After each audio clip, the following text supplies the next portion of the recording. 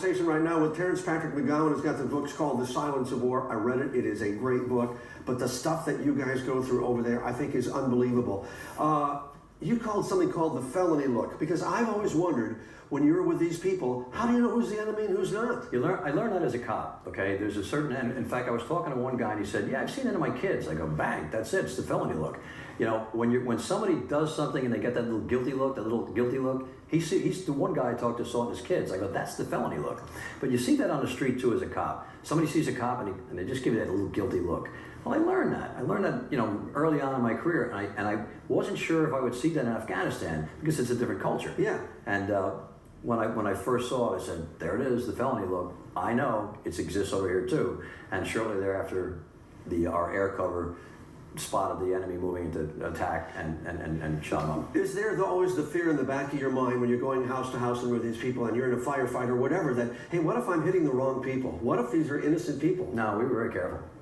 Very careful, to the point of putting your own life in danger? Yeah, in fact, I'll tell you what, the lieutenant, I wasn't with him, I was manning the walls at the time. He was coming back and they were being ambushed repeatedly. I was wondering why the tracers were going 45 degrees up in the sky. I thought, well, maybe they're ricocheting. Yeah. No, he ordered his men to fire over the rooftops in hopes that the noise and the sound and the flash would suppress the enemy fire, but he wasn't going to take any chances on hitting civilians. I don't know about other people, I don't know about other places. Marines I was with were extremely careful not to cause innocent deaths, and I don't think we caused a single one. Yeah, not to get political, but I guess you got to a little ways. Are we doing the right? Are we going to win this thing in Afghanistan? Not a chance in the world. Why not? It's a mirror image of Afghanistan. I still think that the world's best author on guerrilla warfare is Mao Zedong, and he says things like, well, everything that he outlines in his book on guerrilla war, which caused 10 years and 500,000 men at a time, right, bombers and everything we could throw at them, we still work. Okay? Yeah.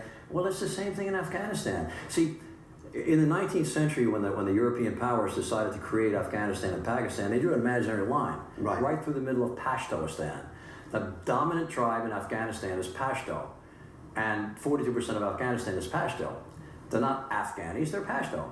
And their tribal lands exist on both sides. Think of the Apaches in the Southwest, okay? Half of the Apache lands were in Mexico, and half the Apache lands were in the United States. If the United States cavalry was on their trail too hot, they popped over to Mexico. When the Mexican soldiers got on too bad, they popped back to the United States. That's the way it is here. So we'll never be able to... Yeah, you went back to fight there. Does that make sense?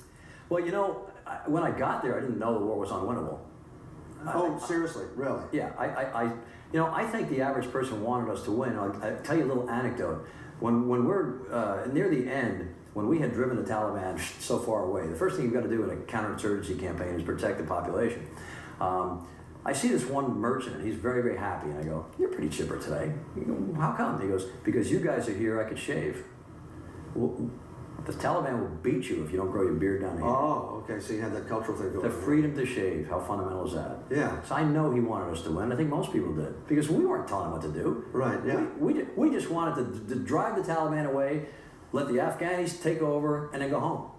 It didn't happen. It's not going to happen. It's not going to happen. Because for one thing, the big bugs decide they don't understand they don't understand the boots on the ground. Yeah. And we heard that thrown around. They pulled everybody out with a 23-year-old second lieutenant won the counterinsurgency war in the Gulistan Valley. His name is Benjamin Bruce. Benjamin Bruce. Oh my God, Benjamin Brewster. Excuse me, Ben. Sorry. Yeah. You know, he won the war. He's 23 years old and he won the doggone war. And then, after we were replaced by other Marines, and I think maybe other Marines came in after us, and then they pulled everybody down south for the big surge, and they replaced Marines with soldiers from the Army of Georgia, the country. Oh. And they don't do anything. They stay, and the Taliban came back and killed everybody who had anything to do with it. So we got about 30 seconds more. Silence of war. What do you want people to know? Just the horrors that war is. Pardon the expression, war is hell. I mean, the silence of war is this. I just got an email recently from the wife of somebody I was over there with, and she said, "Thank you very much for writing this book. My husband never tells me anything. I know it bothers him. Yeah. Now I know." And that's why I wrote the book. I break the silence of war. I tell people in the book how I felt what I felt when I felt it. Yeah, and unlike Lone Survivor and The American Sniper, which they're hero idolizing, and they're great books and they're great people. Not to, but this is, I mean, I can tell when you wrote this was gut writing in a way. But it's all down on paper. I highly recommend it. The Silence of War. Terence Patrick McGowan. Thank you for stopping by, and thank you for writing this and sending me this book ahead of time, because I go, we've got to have you on our air. So thanks so much. That's grand. Thank you much.